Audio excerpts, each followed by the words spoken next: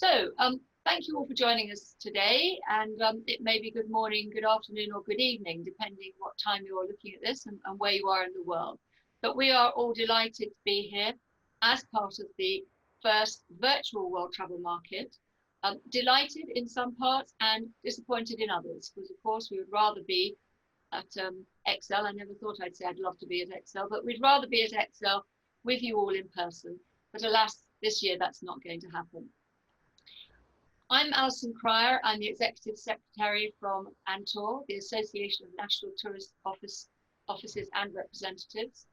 And I'm here today with a panel of highly experienced tourism office and board directors who are going to talk about how COVID has brought changes to our industry in these unprecedented times, what this has meant for the tourism and promotion offices around the world, with budgets cuts, staffing cuts, and different priorities, having to face the uncertainty of a world that we don't really know or understand yet.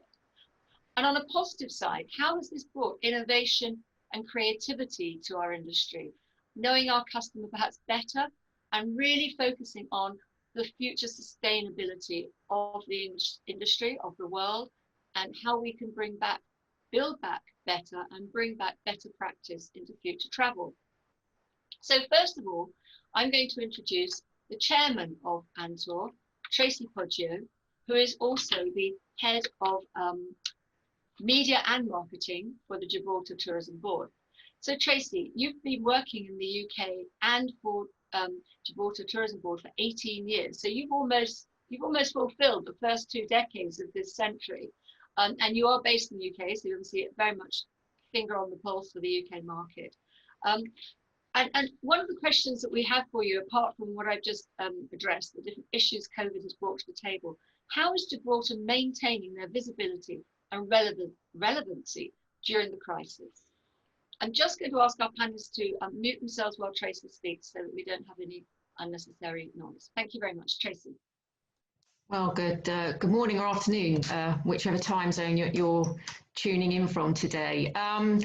Yes, it's been a very paced 6 months for all of us in this industry, and certainly we can all look at how we've managed to stay relevant and visible during this period. I think as destination marketeers, obviously a key role in that is looking at how we promote our destinations and what methods we use to do that. And what we've had to do through COVID very quickly is shift from a sort of balanced online and offline mode of activities to focusing really predominantly more online, because that has given us the flexibility to be able to turn off our information streams in very short notice if situations dictated. So certainly all the activity that we're running at the moment is virtually all 100% internet based, but supported by broadcast medias. I think early on we took the decision that if audience weren't able to travel to our destination, then we must take our destination to them. And so we brought out and rolled out a series of virtual assets which allowed our existing consumer database, but also embracing new audiences to be able to experience the destination from the safety of their own home. And from there, we've hoped to keep stimulating and inspiring people to come and visit us. And as we moved through the crisis and we started to see governments talking about air corridors and bridges, we were obviously very grateful to be on one of those bridges, which as we speak today, we still are. And then, of course, you had to look at the public mood into travelling now that those doors were open. So we knew that our VFR traffic would be strong, but what we didn't know is who would be sort of following behind that. So we looked at focusing on different aspects of the destination, the more outdoorsy type activity, which not only made people sort of feel a greater sense of space and security, but would also appeal perhaps to a different demographic of customer, a younger audience who were a little bit braver to be those first pioneers of traveling back on flights.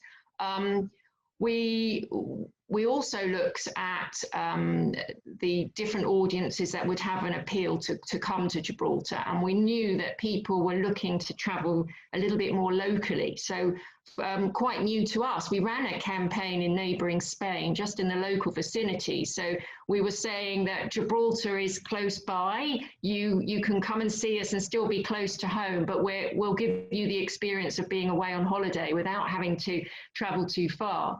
And in terms of the UK market, which is absolutely central to Gibraltar's marketing, we used the benefits of being a British overseas territory and the home from home narrative to say, you know, come to us and we'll give you a sense of feeling at home, even if, you know, you are 2.5 hours away. So this has sort of really been our tact to this point. And I imagine we will continue to sort of push that home from home narrative as we go forward from here in the near future. Thank you, Tracey. And you're very lucky to have that large market on your doorstep, of course. They can easily walk over to you. They don't need to get on a plane. So Patricia, talking of home from home, and I know actually that Grenada has been promoting the opportunities in the past for people to purchase a home in the beautiful islands of Grenada to make that their home. How's COVID been affecting you, and how's that affected your organisation? And in particular, what do you plan to do in the future to attract or to kickstart or restart your tourism business? Thank you. Oh, sorry, I didn't introduce you properly, Patricia. You are, of course, the director for the Grenada Tourism Authority, the CEO of the Grenada Tourism Authority, and you're based in Grenada, which we're all sitting here thinking, lucky you. And you've been with us for 4 years. I believe your first international event was one of our ANTOR events, which is lovely. Thank you very much. Yes, Alison, indeed it was. Actually, it was lovely to meet you in London, and hello to the rest of the panel. It's great to be here, representing not just Grenada on this call, but the Caribbean, you know, the Caribbean region. We are pure Grenada, the spice of the Caribbean. And we are, as you can see from my background, we're right here in the Caribbean Sea, the beautiful Caribbean Sea. And Grenada is a small island destination. We are very niche. We're a niche island. We consider ourselves not mass market tourism, but very niche. And we actually are a 3-island destination, Alison. So it's Grenada, Carriacou, and Petit Martinique. So at the Grenada Tourism Authority, I represent all 3 destinations. And yeah, we're here in the southern eastern Caribbean, close to Barbados, but very much at the start of the famous Grenadines, you know, the Grenadine island chain, which is really a mecca for yachting people. And the first thing we did actually when everything was locked down due to COVID-19, we looked at the yachting community, because Grenada is considered a safe haven for the yachting community in the summer months, you know, for the hurricane season, obviously. We are further south, and hence we made sure that we had very strict protocols in place in order to allow the yachting community from the entire Eastern Caribbean to sail in, you know, to Grenada and have a safe haven here. So that was our very first initiative when we were even closed. Obviously, like all other destinations around the world, as we remain closed, we looked at our domestic tourism, as Tracey mentioned, you know, reaching out to the people at home or within Spain. We did the same. We reached out straight away to Grenadians because, of course, believe it or not, there are Grenadians who've not been to Carriacou, you know? So for us, it was all about focusing on domestic tourism, and we call that paradise at home, because indeed it is. You know, one thing for sure COVID has made us very much aware of is that we are living in paradise at home right here in Grenada. It's absolutely gorgeous, and we started this campaign at the end of June, and it has really helped our stakeholders really practice the protocols, all the health and safety protocols, which, as you know, have had to be implemented right across the tourism sector. So with that, we worked really hard with the Ministry of Health here in Grenada, our new partners in tourism, obviously, very, very important stakeholder to get the businesses ready to reopen. And it was a great way for us to test those protocols. And good for us, World Travel and Tourism Council acknowledged our protocols and gave us their safe travel stamp. So we're very happy to have that alignment, you know, that global alignment. And then from there, from the middle of July, we started to look at our regional neighbors. Of course, the Caribbean as a destination, as a region, has had a very low cases of COVID. And we've managed to, you know, mitigate the spread of COVID throughout the region remarkably well.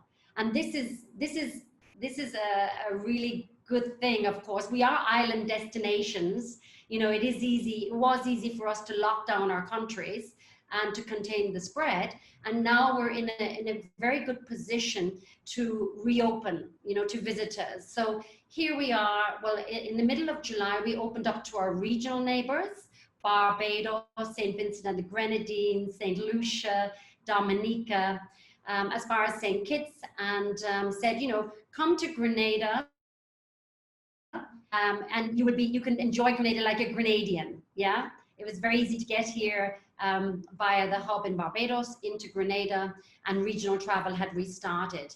Of course, internationally, we opened on the 1st of August. So we opened initially to low and medium risk countries like Canada, and the UK for us was considered, you know, low to medium risk. So we said, you're very welcome to come in.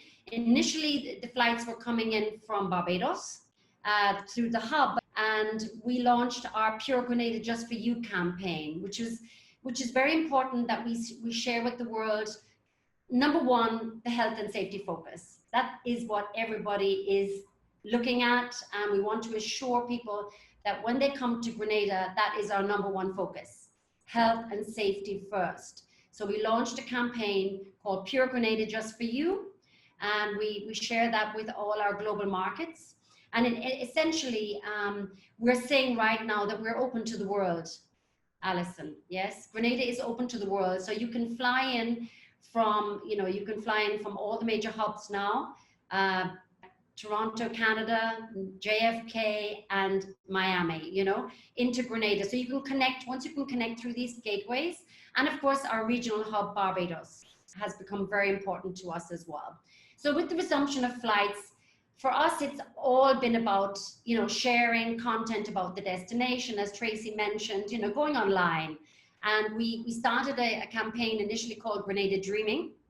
Roughguides.com gave us the top 12 virtual campaigns in the world, that recognition for the campaign, because it was really a great way to share what makes Pure Grenada, the Spice of the Caribbean, unique, you know. So we shared all the content, the assets that we have, the culinary assets that we have, the abundance of nature that we have, you know, and we've used that to our advantage, obviously, going online, as Tracey said, and now we're doing virtual trade shows, we're doing virtual conferences, obviously WTM, you know, very important virtually this year for the first time, and webinars. So we're using the technology to really keep Grenada top of mind as we basically reopen to the world.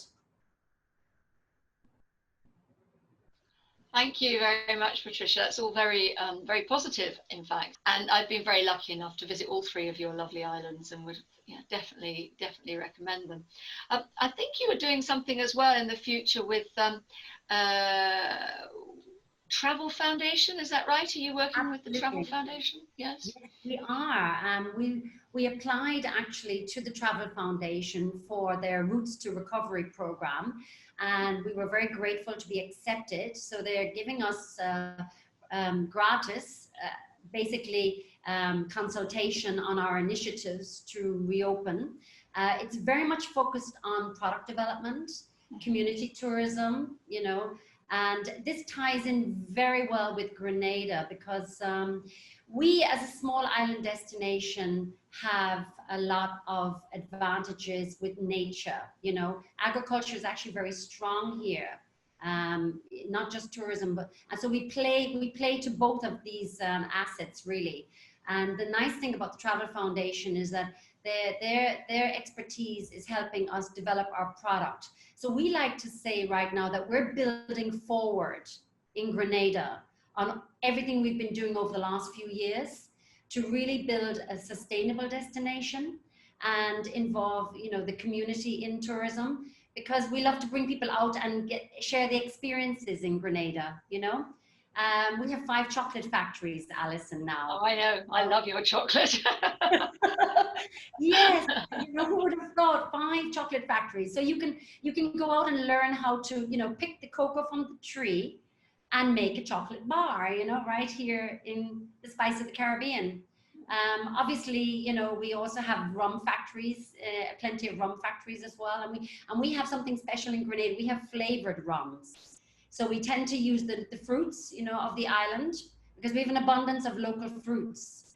And we have, you know, we have passion fruits, rum, for example. We actually have a chocolate rum called Amazing. So you can go out and experience all of these wonderful things in Grenada, yes, all within a stone's throw away from your accommodation. So for us, it really is an opportunity to develop on these experiences that we offer, these unique experiences in the destination that we believe millennials in particular are looking for. You know, the new normal, the trend in tourism is to go out and experience the destination, you know, obviously safely, and that is a key right now. And we're working very well with the Travel Foundation on these plans. Fabulous. Thank you very much, Patricia. I'm sure we'll come back to that towards the end of the session when we have a bit of an open chat. I'm now coming to Dennis Englund, who's one of our board members as well, and Market Director UK and USA for Visit Denmark. And Dennis, you've been there for 5 years, so you've seen probably quite a few changes in your structure over the last 5 years. And sadly, you're based in the UK, which I'm sure you'd rather be in Denmark, but there we go. So tell us a little bit about how COVID has had an effect on Denmark, on your Visit Denmark organization, and have you gone after some of the international accolades such as the WTTC or Travel Foundation funding, or is that something that you haven't yet put on your list of things to do? Well, thanks, Alison. Thank you for being here, and nice to be here with the rest of the panel. No, we haven't reached out to the bodies that you've mentioned so far, Alison. But obviously, it's been a very bumpy ride for us as well. Yeah, so we're the obviously the National Tourism Board of Denmark, and our mandate is and has always been to do international marketing. So we don't get involved in product development, and we don't really get involved in domestic marketing either. But actually, that has changed during this pandemic. So Denmark, like a lot of other countries, went into our first lockdown in the mid-March, and like when we were working through this pandemic and during spring, we did like most other countries did. So we started focusing on domestic tourism, and then looked at our closest neighbors, so short haul, and then looked at long haul in the longer term. And during that process, actually, our mandate in Visit Denmark was expanded, so it also covered the domestic market. And we had that mandate because we have a lot of experience in putting partners together and working in complex structures, and so we were handed that mandate. And actually, now that we're sort of, at least from a tourism point of view, we're in a second lockdown. Although there is this established corridor between the UK and Denmark, it's really not that simple because there are regulations in terms of entering Denmark. Anyway, there is the corridor, and it's positive because it is a sign of Denmark handling the situation relatively well, although we have our numbers as well.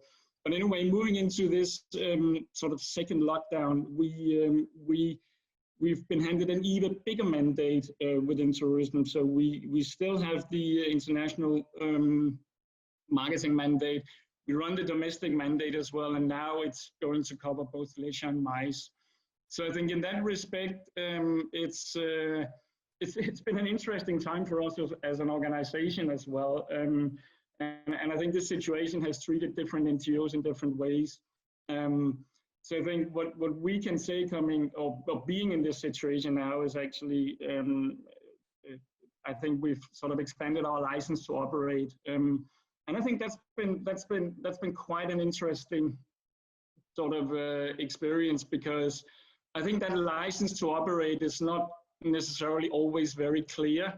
But I think in these days now, where large parts of the industry is under substantial pressure, more and more are actually looking towards us as the ones who have the resources to operate, and particularly to operate internationally.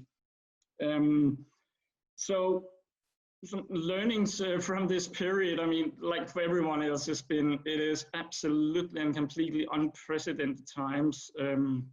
And we have learned a lot. I think one of the key learnings that we've all learned is that the road through this is not linear.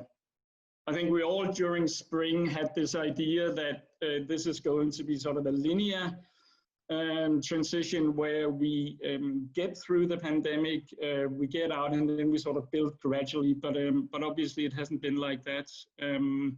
On the contrary, it's been so incredibly bumpy, and with many different, but also I think many very, very unclear travel regulations. So these are very uncertain and very unclear times, and the way that we sort of look at it and what we consider absolute paramount are a couple of points. The first one is, if we were close to our partners before, we are even closer now, and I think that's absolute key, and particularly sort of the ones that are going to be the ones who are going to help you move when you can move again. So when I say close, I mean get into the machine rooms with the ones who will and can help you navigate the market. So that's obviously partners who have big data and who can help you understand sort of the sentiment in the market. What's been talked about, what does travel desire mean, and what's the difference between desire to travel and readiness to travel, and what's the psychology in the market. That's one thing, but then obviously also the partners who are actually going to be the ones who are going to move the tourists once we start up again, and that is in particular travel trade and airlines. So get incredibly close with them, work together with them, understand what they need in these times and how they see what they hear from consumers. Another point which I think is key is we need to consider working digitally, not as a lesser worth substitute to meeting physically, but actually as a means to a lot of incredible opportunities. The way we can now scale our communication, scale our creativity, and scale reach is far beyond something that we dreamt of before. And that is sort of working with, from our end, working with a constant sort of always on track within press, within travel trade, within our own channels, inventing new digital events, running digital press trips, making sure that we have the right timing, the right messages in our social media channels. So really, it does demand a lot of us to work in this way, but I also think it gives us opportunities that we did not dream of before. And then the last thing I will say, which I think sort of this time has also shown, is that when there is a window of opportunity, make sure you're ready to take it, because we really don't know when those windows they shut again. And sort of looking forward and what we're doing now and making ourselves prepared. We are, like most other organizations, we don't run any large scale advertising at all. But as I mentioned before, we do have a lot of focus on having a very solid sort of always on track. So we are much closer to press now. We put more resources behind being close to press, understanding what they need in terms of sort of traditional media, but also what it means to run digital media and the need for content and the possibilities to work with different kinds of content. We're incredibly close with travel trade, trying to train them, inspire them, educate, develop together with them. We are inventing new forms of digital events, and we have a lot of focus on our own channels.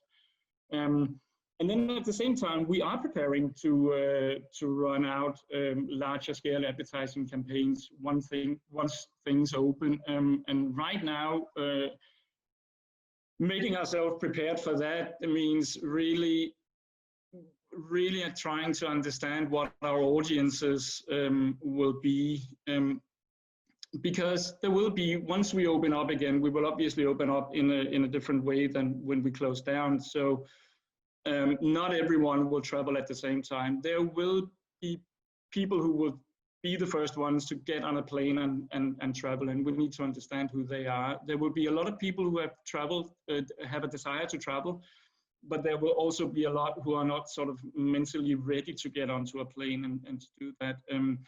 The way we talk about them in Visit Denmark and the way we try to plan around it is that we look at it as first movers and followers, and we need to identify who they are. And then I'd say one last thing, which I also think is very important, is we need to stay true to our brand.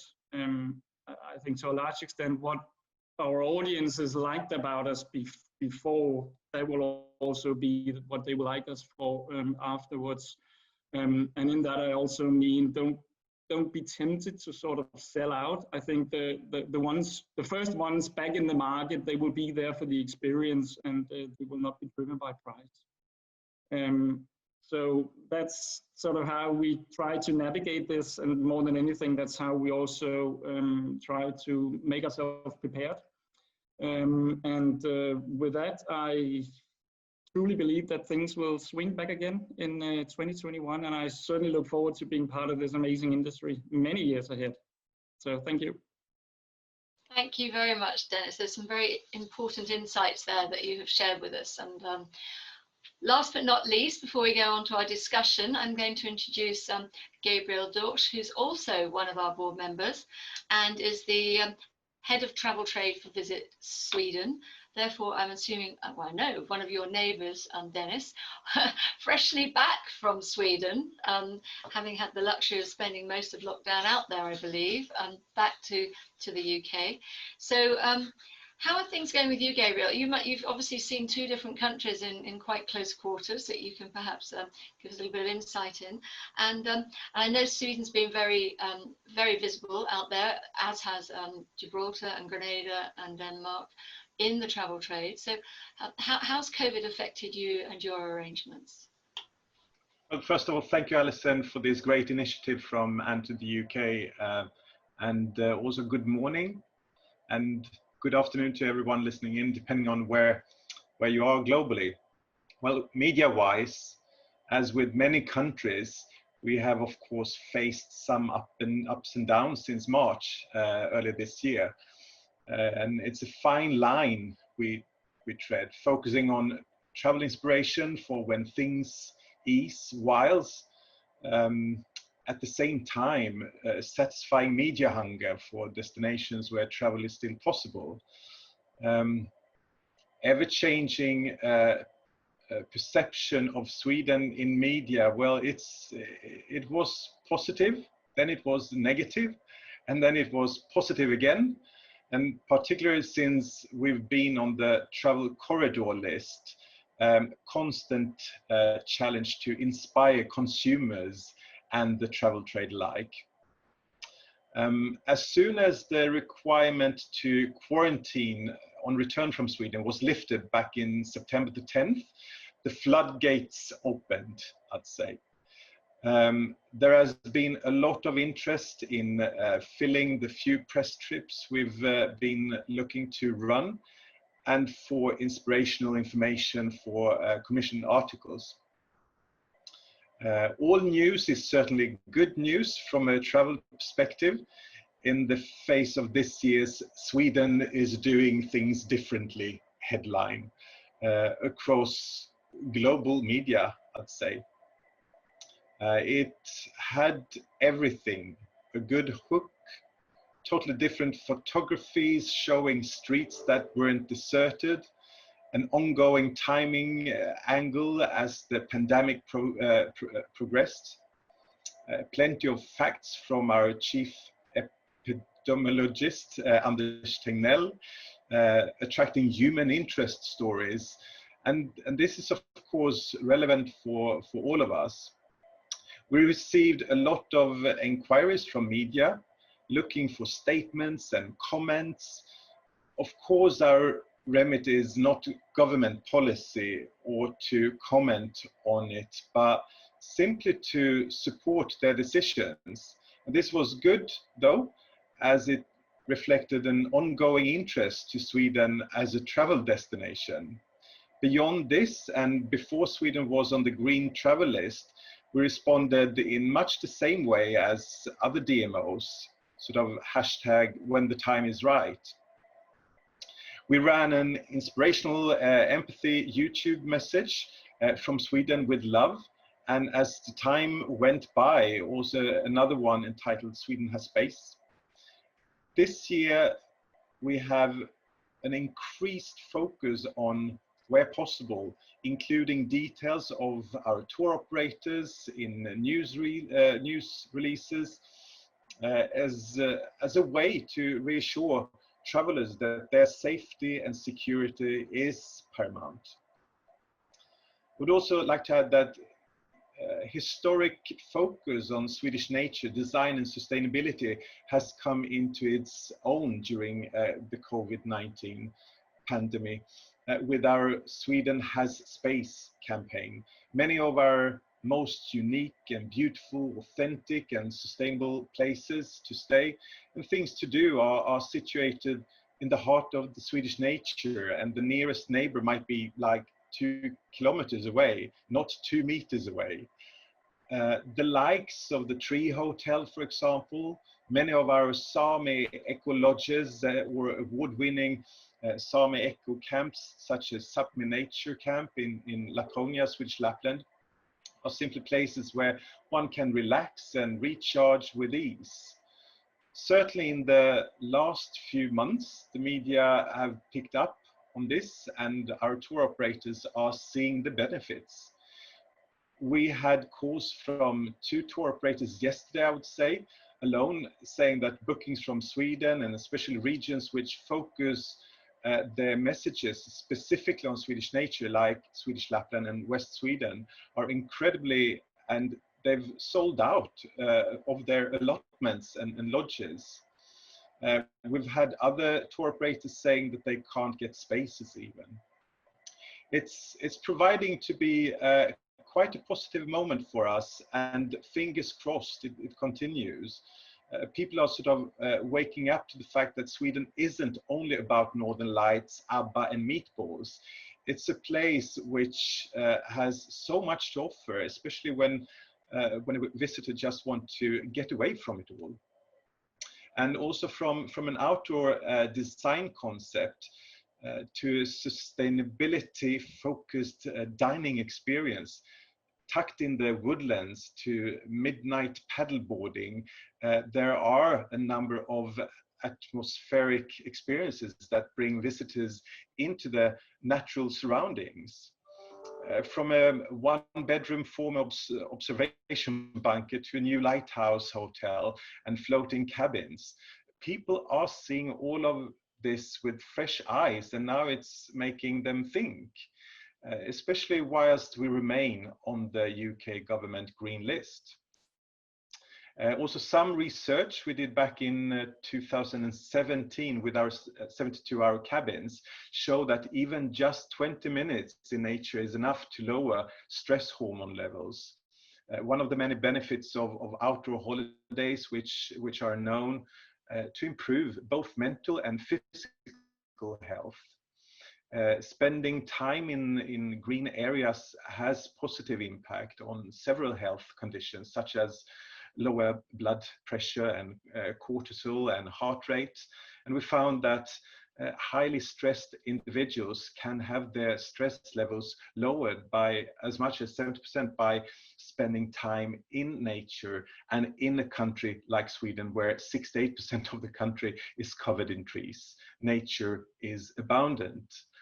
I truly believe that this is what the public is starting to see, and this is a way that Sweden's being seen differently. We've had a few challenges, of course. Ever-changing perception of Sweden in media. It was positive and negative, as I said, but now with the travel corridor list, constant challenge to inspire consumers and the travel trade alike has been much easier since the travel corridors have been open. And I guess that Visit Sweden is lucky in not targeting the MICE segment proactively, as it's meant that we've only had to focus and pivot between leisure segment, which is recovering faster than the B2B. I'd also like to highlight on a sort of global level, not only the UK level, but some of the global travel trade pivots that we've been doing during this time. Back earlier this month in October, Swedish Workshop Online attracted 100 buyers to meet over 100 Swedish suppliers. And the quality of the dies was really, really good. And that was really on a global level that we did this. Opportunities to inspire consumers and trade alike by inviting the world to celebrate Swedish Midsummer via social media, allowing potential visitors to open a window into Swedish lifestyle and culture from their own homes. We did earlier this year during Midsummer. We've also been doing some virtual cooking classes with the Swedish restaurant Franzén, and also this We've Got Space messaging. Bear in mind, only 24 people per square kilometer in Sweden, whereas the UK has over 275 per square kilometer, and only England is over 430 people per square kilometer. So you know, those countries such as the Scandinavian countries, we do have the space, and we look to use that as an advantage for us.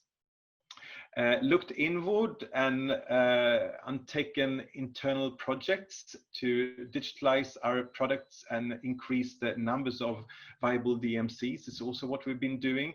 We've also been developing new travel trade site at Visit Sweden, which we're very proud and happy with.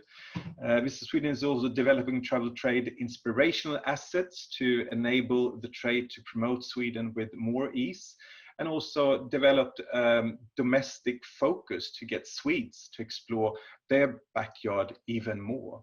So there's quite a lot that has been happening. And when I'm looking at the future, I would say that we really need to continue to support our tour operator partners, particularly those with the digital presence. We also need to continue marketing, and marketing will become even more inspirational and even more content focused in our strive for reaching out to the target group, which we call the curious travelers.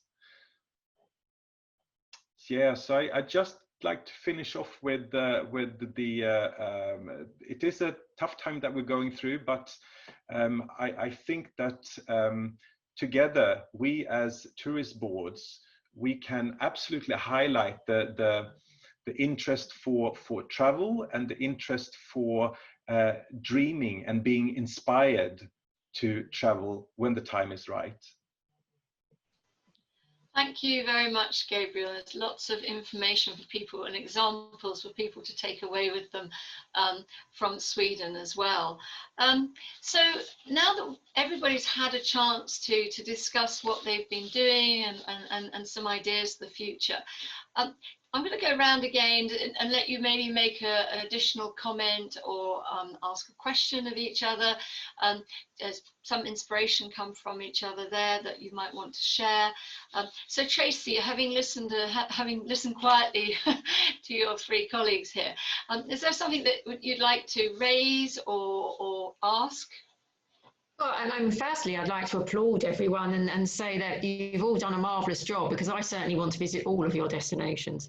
And I think it really brings us back to that question and the role of a tourist board, because that must be primarily why we're all in the jobs that we do, because it's our job to continue to inspire people to travel. So even though the world is in various stages of pause and reboot into travel, I think what we know is, because we do the jobs that we do, we are inspiring current generations and future generations to want to visit the world for the many reasons that the panel here has been discussing. And I think that when we look forward, I mean, 2020 has been a year like no other. It's been unprecedented. But I think 2021, we know, will be equally challenging, because what we have to do from working autonomously is somehow find that way again to start working collaboratively to bring travel back to where it was. And we're going to have, a lot of challenges to do with that along the way. We share amongst us many suppliers. And again, I come back to that word collaboration, because there are many ways that we can collectively now start working to help our own markets and our own destinations, but still drive the bigger picture of travel. And I'd be quite interested to talk to you all and ask you about how you see that sort of playing out, because we are very much looking at our sort of insular markets and our destinations, and we know that we're slowly pushing those boundaries out to more localized markets, but we know that the next stage is to sort of push it further. So how do you see collaboration working through this crisis? Patricia, would you like to, from one island to another? It's not really, Gibraltar's not really an island, but looking behind you, from one seascape to another. Patricia, would you like to answer that? Yes, indeed. Most definitely, it's about collaboration. We have to work together. I believe Dennis mentioned the fact that there's a lot more collaboration now with the airlines and the tour operators and travel advisors, moving forward much more closely together. What we're experiencing in Grenada is, as a small island, we're also collaborating with local entities, very much so, because we have in Grenada a citizenship by investment program. Alison, you mentioned earlier about people maybe possibly having a second home in the Caribbean, and Grenada has an excellent citizenship by investment program. So we're working together with them, that's the CBI, as well as the Grenada Investment Development Corporation as well. So on island, there's a lot more collaboration going on than ever before, now that we're in this pandemic. And it's all about building forward, really, on our brand, Pure Grenada, the Spice of the Caribbean. So we're going out with a unified message for the destination from all of these entities. We are, as I mentioned earlier, in a very good position, because there are actually no travel advisories for Grenada. You can actually, the risk is very low of contacting the disease, and the reality is that people want to escape to a paradise. Yeah. So in fact, that's our message, really. We're saying, come to paradise. In fact, my screen behind me is the first underwater sculpture park. This lady is obviously enjoying herself. That ring beneath her is the Ring of Children. It's an amazing underwater sculptures that are in the sea, and it was the world's first underwater sculpture park in Grenada. And so you can come here and you can really enjoy yourself, you know, in these times. And that's really what we're saying. You know, you can escape to paradise. You know, check out our website, puregrenada.com, for information on what it takes to get here. Obviously, we know, you know, you have to make some steps now to get to the destination, but definitely we're open to the world, and we welcome everybody. So Gabriel and Dennis, as neighbours, how's collaboration working within your remit? Are you cross-bordering, cross-referring? I would say that, yeah, we've done quite a lot historically, Sweden and Denmark. We've done Swedish-Danish workshops together, which has been really focusing on engaging with the UK tour operators and really to engage them with our Swedish and Danish partners.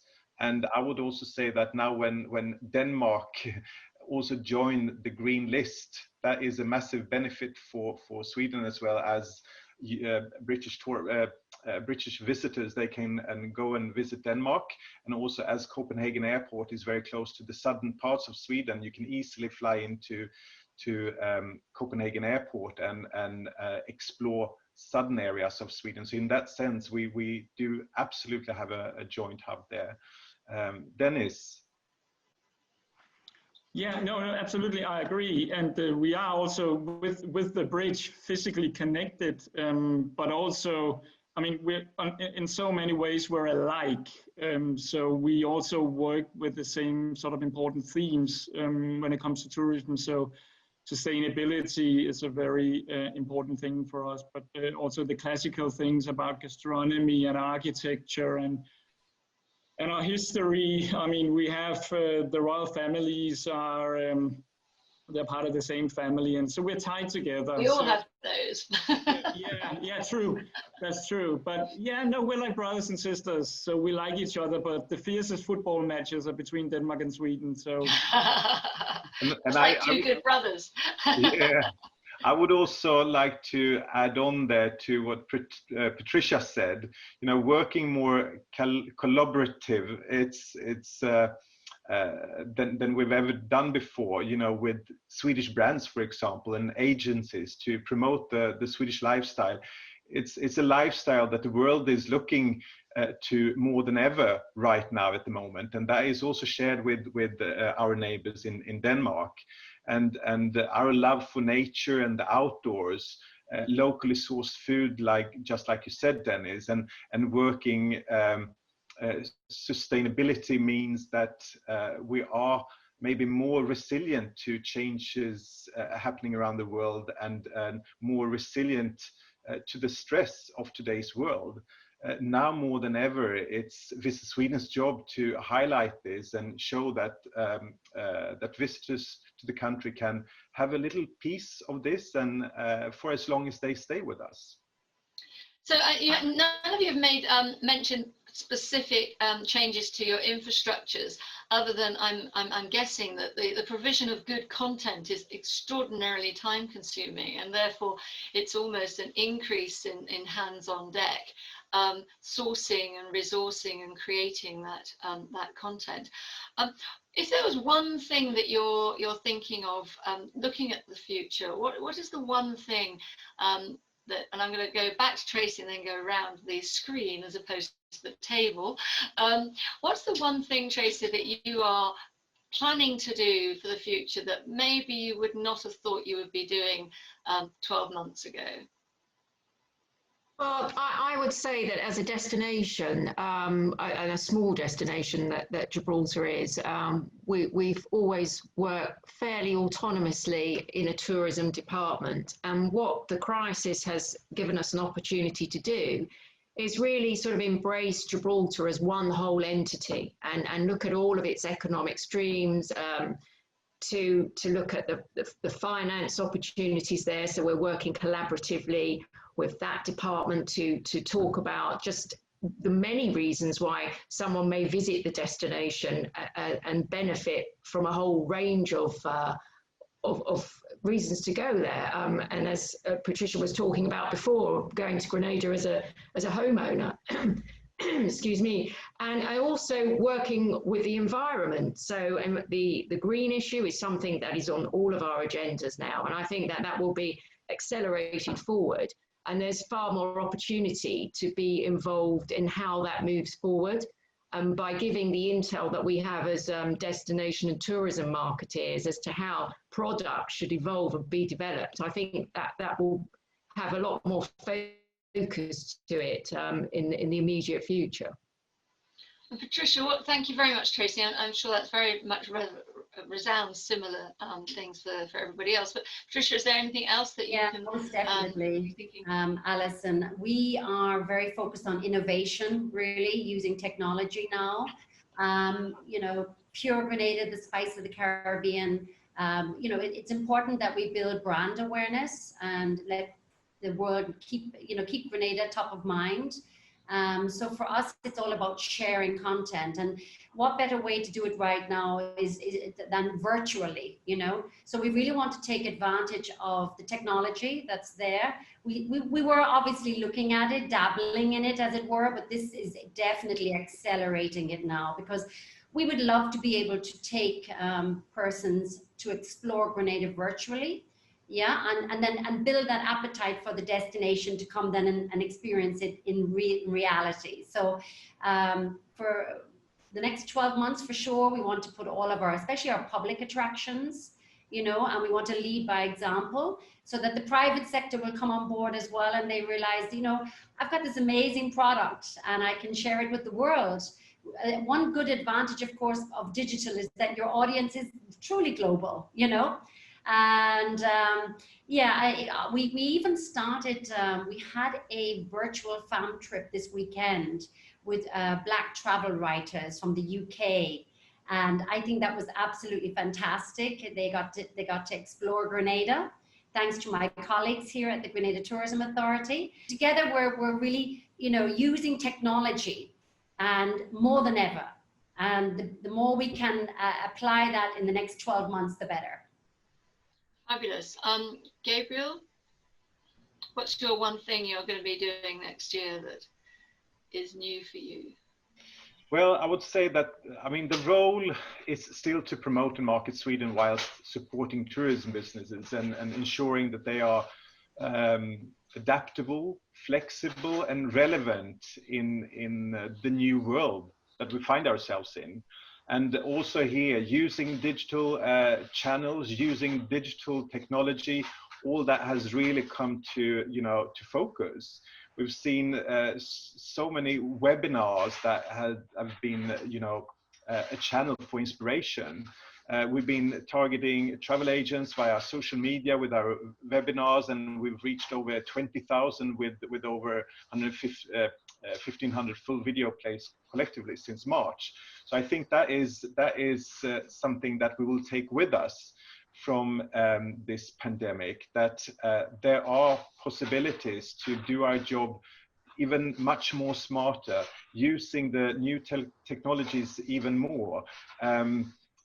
Virtual fam trips with Swedish Lapland we've done, which are also on their product portal, have been viewed by over 300 agents. You know, the reach that we can do using the digital instruments is enormous, and I think that has been a wake-up call for many of us, and I think that is something that we will take with us into the new normal. Definitely. I mean, in March, if I'd said to you guys, listen, we're going to come onto the computer and we're going to do a Skype call or whatever we would have been using then, and we're you know, this is what we're going to do, we have a conversation amongst ourselves, everyone would have said, can't we just do that? Can't we just meet up and film it? Or you know, no. And now it's just living inside a computer as part of our life. How about you, Dennis? What's the one thing that you're taking forward with you? Or doing new? It's not necessarily something new, but sustainability will be much more at the forefront of what we will be looking at in a tourism perspective.